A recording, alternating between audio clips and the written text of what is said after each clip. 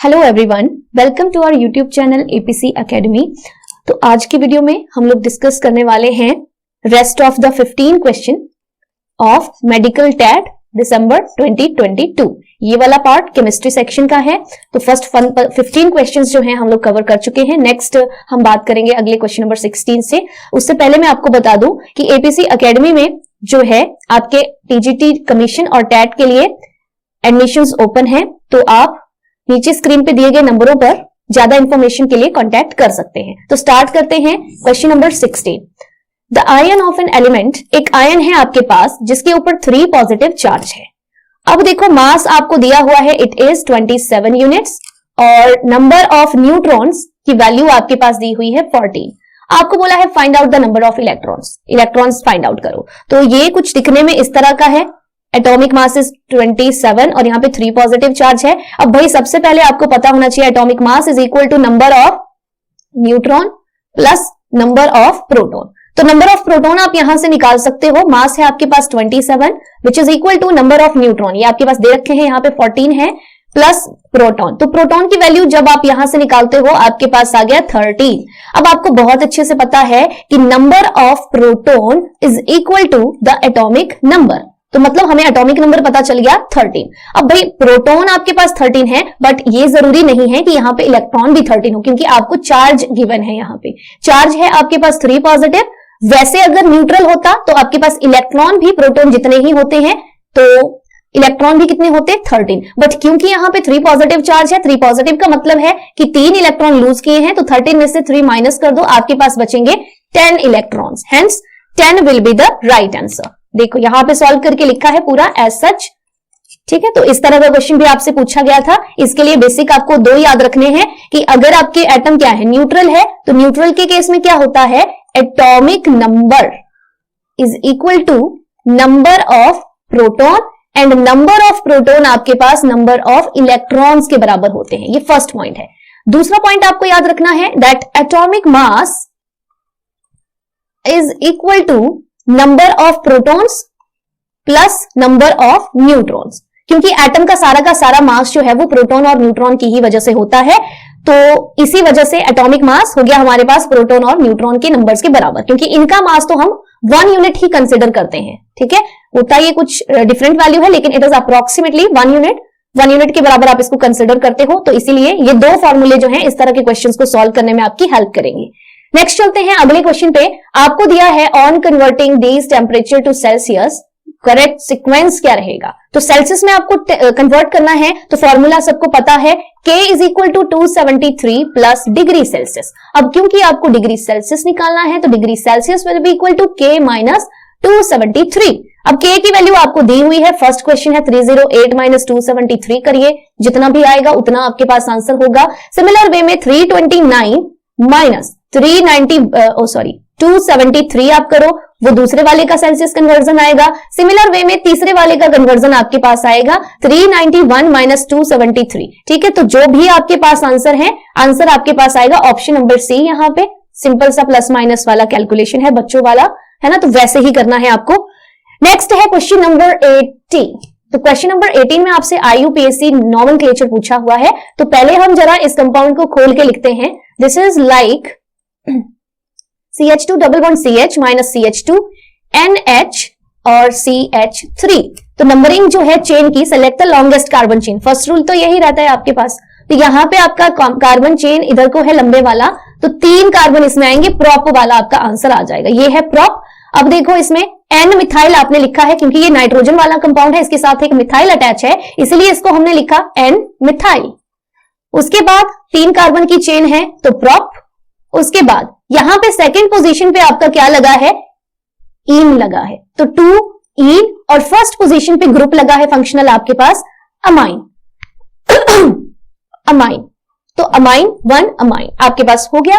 Hence option number D will be the right answer. आपको अच्छे से पता होगा यहाँ पे रूल कैसे चलाते हैं हम लोग। अगर हमारे पास डबल बॉन्ड और फंक्शनल ग्रुप दोनों प्रेजेंट है, तो हम फंक्शनल ग्रुप को लोएस्ट नंबर पे प्लेस करने की पॉसिबिलिटीज देखते हैं। तो वही हमने इस क्वेश्चन में किया। Hence option number D will be the correct answer. Next है क्वेश्चन नंबर 19। तो ये थोड़ा सा पॉजिटिव चार्ज लिखा इस तरह से है, बाकी ये होगा इस तरह से। Zinc 2 positive plus 2 electrons tends to make zinc. तो यहाँ पे कौन सी रिएक्शन हो रखी है? आपको अभी एक ट्रिक मैंने क्लास में भी बताया था, oil rig, just remember it, oil rig. तो this is the shortcut to remember what is oxidation and reduction. तो ऑयल में O stands for oxidation, I stand for is और L स्टैंड फॉर लॉस। किसका loss? Electrons का। Similar way में rig में R stand for reduction and reduction is gain. G से क्या बनता है आपके पास यहाँ पे? गेन। किसका गेन? इलेक्ट्रॉन्स का गेन। तो reduction is simply gain of electrons. Okay, तो यहां पे क्या हो रहा है? जिंक 2 पॉजिटिव में 2 electrons are going to be add, तो जहां पे इलेक्ट्रॉन की एडिशन हो रही है वो रिएक्शन कैसी होगी आपके पास यहाँ पे? रिडक्शन। तो reduction will be the right answer. Next है क्वेश्चन नंबर 20। आपको बोला है ऑक्सीडेशन नंबर S का जो है वो 4 है, इनमें से किस कंपाउंड में S का एटॉमिक नंबर जो है वो 4 है? तो फर्स्ट ऑप्शन है आपके पास H2S। तो हमें पता है कैसे निकालते हैं ऑक्सीडेशन नंबर। अभी सल्फर का निकालना है तो इसका X मान लो, हाइड्रोजन का +1 होता है, फिर 2 से +1 को मल्टीप्लाई किया है आपके पास 2 प्लस 1 सल्फर है तो 1 से X को मल्टीप्लाई किया X, और एज अ होल इसके ऊपर कुछ चार्ज नहीं था तो 0, तो X की वैल्यू यहां से आ गई -2। तो पहला ऑप्शन तो बिल्कुल नहीं आया, हमें तो +4 चाहिए। नेक्स्ट है आपके पास CS2। कार्बन का जो है आपके पास +4 होता है ऑक्सीडेशन नंबर, एंड सल्फर का again we have to take as X। Similar way में आप 1 से 4 को मल्टीप्लाई करो, this is 4 + 2 multiplied by X, 2X। As a whole it is also neutral, तो इट इज इक्वल टू 0। यहां से आप X की वैल्यू फाइंड आउट करोगे तो X क्या आएगा आपके पास? This is equal to -4/2। तो X की वैल्यू आ गया आपके पास -2, यहां पे देखो किया हुआ है।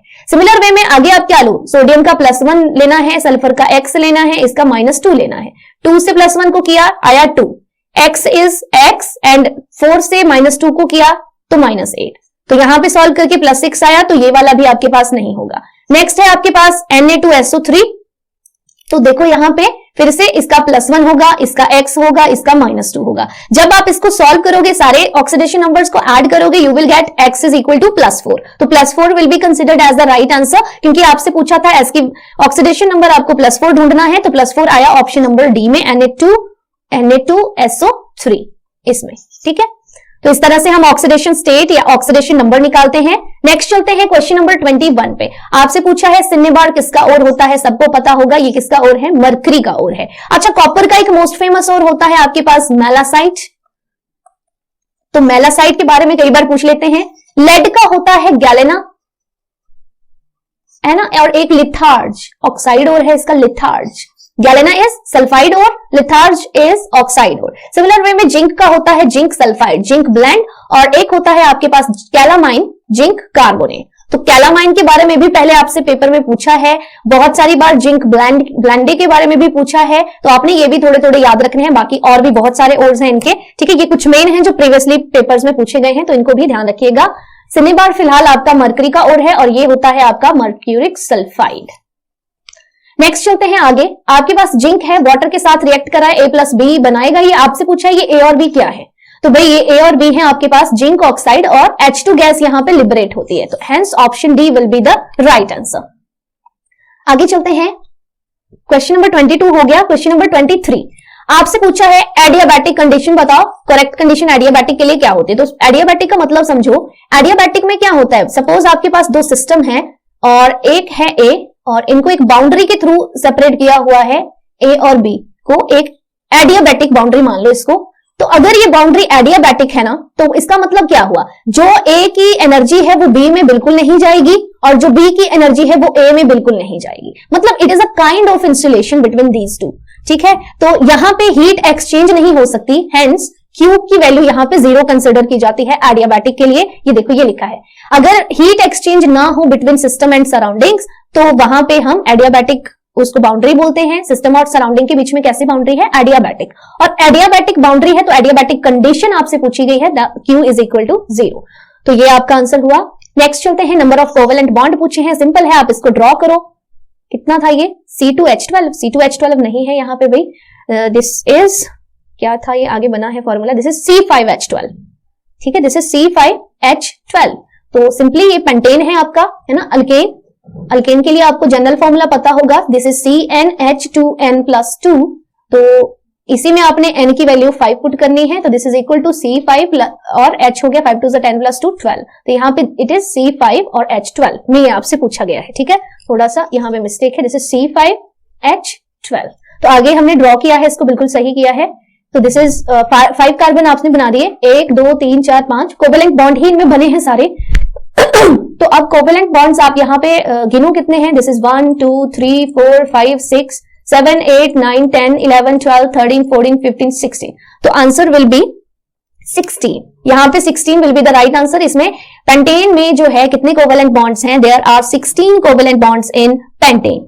नेक्स्ट आता है आपके पास अगला क्वेश्चन, क्वेश्चन नंबर 25। आपके पास यहाँ पे दिया है कि इलेक्ट्रॉन्स हैं कुछ, आपके पास एटॉमिक नंबर दिया है, साथ में 3 है, 11 है और ये 16 यहाँ पे गलत है, यहाँ पे 19 होगा, फिर 37 है, फिर 55 है। आपसे पूछा है कि ये किस ग्रुप के साथ में जो है वो बिलोंग करते हैं, तो एल्कली मेटल है, हेलोजेंस है, अल्केलाइन अर्थ मेटल है, नोबल गैस है।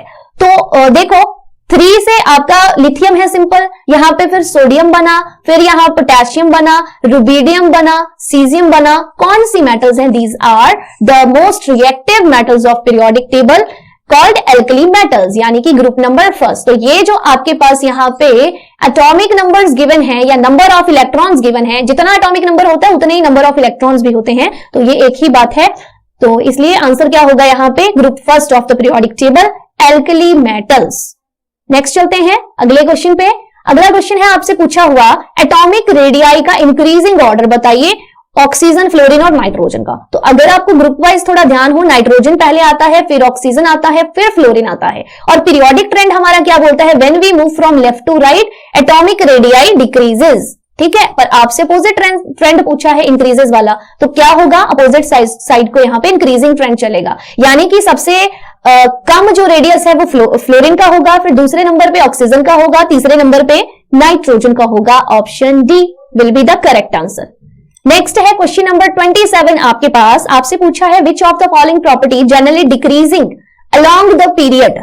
बात करें हम आयोनाइजेशन एंथैल्पी की, आपसे पीरियड के अलोंग पूछा है, तो आयोनाइजेशन एंथैल्पी का सिंपल ट्रेंड होता है, it is inversely proportional to the size, और साइज जो है वो डाउन द ग्रुप क्या होता है, इंक्रीज होता है, and it decreases from left to right. तो लेफ्ट टू राइट वाला ट्रेंड आप बनाओ यहाँ पे, साइज क्योंकि लेफ्ट टू राइट डिक्रीज होता है, अगर साइज डिक्रीज होगा तो आयोनाइजेशन एंथैल्पी जो है वो लेफ्ट टू राइट क्या होगी, इंक्रीज होगी। तो ये तो आंसर नहीं होगा, आपसे डिक्रीजिंग वाला पूछा है। नेक्स्ट है मेटालिक करेक्टर। तो मेटालिक करेक्टर आपका इलेक्ट्रोपॉजिटिव करेक्टर पे डिपेंड करता है। Electropositive character means electron releasing tendency, it is electron releasing tendency, ठीक है। तो इलेक्ट्रॉन रिलीज करने की टेंडेंसी जो है वो डाउन द ग्रुप इंक्रीज होती है, हेंस मेटालिक करेक्टर जो है वो डाउन द ग्रुप इंक्रीज होगा और from left to right decrease होगा, ठीक है। तो इसके आगे इसको चेक करने की जरूरत नहीं है, यहां पे लिखा है metallic character decreases along the period, hence metallic character will be considered as the right answer.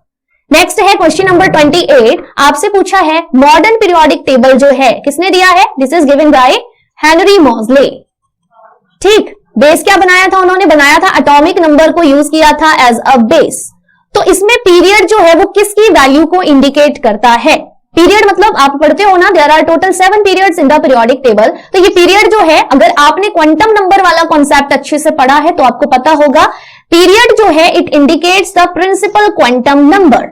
N की वैल्यू ये बताता है, एन मींस शेल, कौन सा शेल चला है बेसिकली, है ना। तो शेल प्रिंसिपल क्वांटम नंबर क्या बताता है, शेल के ही बारे में बताता है, और ये पीरियड नंबर भी यही बताता है कि कौन सा शेल चला है, ठीक है।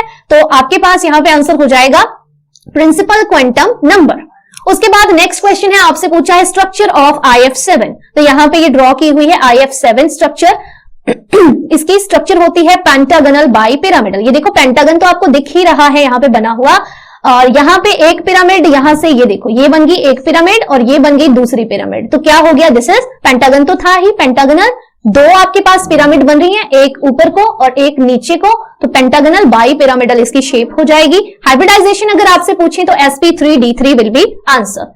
Question number 30। क्वेश्चन नंबर 30 में बोला है आइसोप्रोपाइल ब्रोमाइड को अगर हम वुड्स रिएक्शन के अकॉर्डिंग रिएक्ट करवाएं तो क्या प्रोडक्ट इनमें से बनेगा। तो देखिए यहां पे ये है आपके पास आइसोप्रोपाइल ब्रोमाइड। अब अगर आपको वुड्स रिएक्शन के बारे में पता है। वुड्स रिएक्शन में क्या होता है, कोई भी एक एल्काइल हैलाइड आप लेते हो, उसको सोडियम के साथ मिक्स करते हो और दूसरा एक और एल्काइल हैलाइड लेते हो, सारी की सारी रिएक्शन जो है वो ड्राई ईथर की प्रेजेंस में होती है और होगा क्या, यहाँ पे 2NaX जो है वो बाहर निकलता है और बाकी आपका R और R जो है आपस में जुड़ जाता है। तो ये चीज यहां से बाहर निकलेगी, ये 2NaBr है, ये यहां से बाहर हो जाएगा।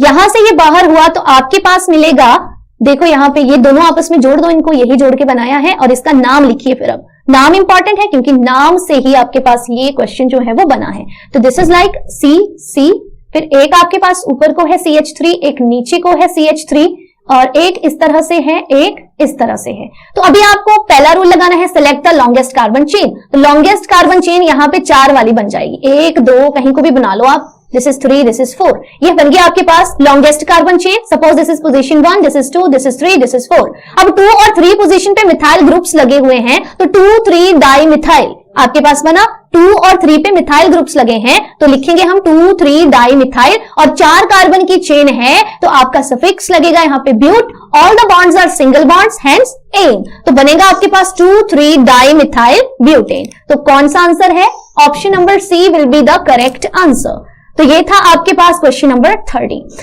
तो आई होप आपने पूरी सीरीज को कंप्लीट किया होगा। ठीक है, ये था मेडिकल टैट दिसंबर 2022 में पूछे गए केमिस्ट्री सेक्शन के क्वेश्चंस। अगर आपको वीडियो अच्छी लगी हो तो इसको ज्यादा से ज्यादा शेयर करें और इसी तरह की अपकमिंग वीडियोस को देखने के लिए एपीसी एकेडमी के चैनल को जो है वो सब्सक्राइब करें। ठीक है, thanks for watching the video.